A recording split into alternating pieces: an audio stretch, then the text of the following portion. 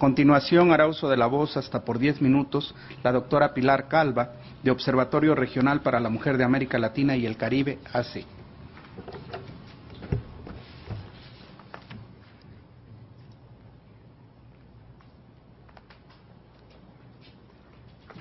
Agradezco la oportunidad de poder exponer ante este alto tribunal algunos puntos que como científico y médico genetista considero relevantes. Soy la doctora María del Pilar Calva Mercado, mexicana, médico con especialidad en genética humana, subespecialidad en citogenética y maestría en bioética. Miembro de 4 academias de bioética a nivel nacional e internacional. Primera pregunta: ¿el embrión es un puñado de células o un ser humano? Los seres humanos tenemos nuestro material de herencia en el DNA, el genoma humano, organizado en 46 cromosomas en cada una de las células somáticas. Solo los gametos tienen solo 23. El primer evento en la formación de un individuo humano es la fusión del óvulo y el espermatozoide. Esto se conoce como concepción, fecundación o fertilización. Bioquímicamente, este proceso es complejo. Solamente un espermatozoide atravesará la membrana citoplasmática del óvulo. La singamia, que es la unión del pronúcleo masculino y femenino. En ese momento, 2 sistemas, el óvulo y el espermatozoide, dejan de funcionar en forma individual y constituyen un nuevo sistema, un nuevo genoma que comienza a operar como una unidad llamada cigoto o embrión unicelular. Una vez ocurrida la concepción, se observa un proceso vital que no se detendrá hasta la muerte del individuo. Evidencias genéticas del estatuto humano del embrión. Son 3. La primera, la individualidad genética del cigoto. Desde el momento mismo de la fecundación, inicia la existencia de una nueva vida, específicamente humana, dotada de un código genético único e irrepetible, no idéntico ni al del padre ni al de la madre. El proyecto Genoma Humano, quizás uno de los avances más recientes, ha demostrado que un ser humano es distinto a otro en menos del 1% de sus genes. Esto es lo que lo hace individual. Y esta realidad se observa desde que fuimos cigotos. Esto se debe, por una parte, a la segregación de los cromosomas homólogos, descrita por Gregorio Mendel, después confirmada por Watson y Crick y recientemente por los estudios del genoma humano. Consiste justamente en que ese par de cromosomas, uno paterno y uno materno, se distribuyan de forma azarosa en alguna de las 2 nuevas células. Por otra parte, el entrecruzamiento o crossing over, bien estudiado en el proceso de la meiosis, consiste en que se intercambien de 3 a 8 segmentos en lugares diferentes en la formación de los gametos. Así, tanto la segregación como el entrecruzamiento, claramente estudiados por la genética, hacen evidente que el resultado de la concepción es un genoma humano completo, pero este genoma es además individual, es decir, esta combinación no ha existido. Por lo tanto, es un individuo humano sin lugar a duda para la ciencia. Durante el desarrollo embrionario, conforme se dividen y se especializan las células, nada nuevo es aprendido por el DNA, sino progresivamente muchas cosas son olvidadas. La información está escrita desde la primera célula y no será progresivamente escrita en otras. Esto no es una teoría ni una suposición, sino la información que la genética ha constatado sin lugar a duda. Algunos científicos, tristemente, no presentan la realidad completa y solo dicen que en el momento de la concepción se completa el genoma humano, lo cual los lleva erróneamente a deducir que el cigoto es igual a cualquier célula del cuerpo. Han olvidado hablar de la individualidad, es decir, de la constatación de que el cigoto tiene una genética diferente a la de cualquier ser humano que haya existido, incluso a la de sus padres. Segunda evidencia, la continuidad de su desarrollo. Durante el desarrollo progresivo del embrión, desde cigoto, la primera célula se divide y se organiza sin cesar hacia su plenitud. Todo se realiza en tiempo según un proceso continuo e ininterrumpido, fijado por un programa inicial contenido en el genoma humano.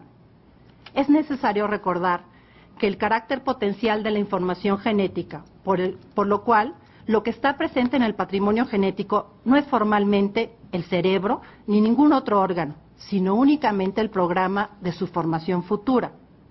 Sin embargo, aunque no sea una presencia formal, tampoco se trata de una posibilidad abstracta e indeterminada, sino real, materialmente presente en la estructura química del ADN, además con sus características específicas e individuales. La ciencia nos conduce a afirmar que si ello no fuese humano, desde el inicio de su vida individual en la concepción, no se volvería jamás. Para quienes quieren redefinir el inicio del embarazo, como es el caso de esta ley, a partir de la implantación, habría que solicitarles, con todo rigor científico, que determinaran a qué especie pertenece el organismo en sus primeros días, pues sin duda es un ser vivo para la biología.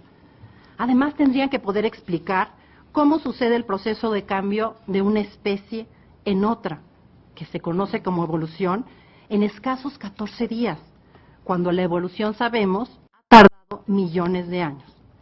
Es en el terreno de las creencias, no de la ciencia, pretender afirmar que la vida inicia en la implantación.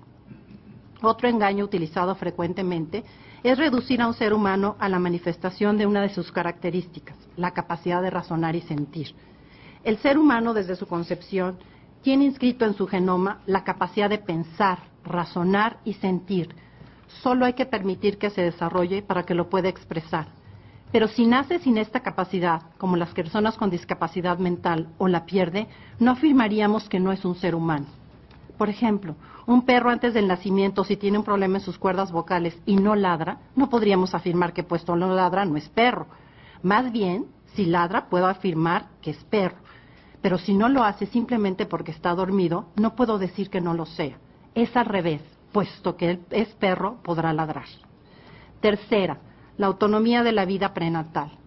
El embrión, y solamente él, es quien con un mensaje químico estimula el funcionamiento del cuerpo lúteo del ovario y suspende el ciclo menstrual de la madre. Esto sucede en un minúsculo embrión que al 6º o 7º día de vida, es decir, después de su concepción, mide 1.5 milímetros de largo y ya está en condiciones de decidir su propio destino. El proceso de formación del embrión es autónomo, no obstante la íntima relación que se instaura con el cuerpo de la madre. En el periodo que precede la implantación, cuando el embrión parece más precario y débil, su autonomía es paradójicamente mayor, como lo demuestran las técnicas de fecundación in vitro. Decir que una mujer tiene derecho sobre su cuerpo es una inexactitud y una irrealidad científica, pues un embrión desde el momento de la concepción no es parte del cuerpo de la madre. Las células de la madre y del embrión son diferentes en su genética y en su inmunología. El principio de la duda. A pesar de las evidencias científicas, todavía existen científicos que dicen que hasta las 12 semanas es una masa de células. Entonces nos encontraríamos ante dos posibilidades.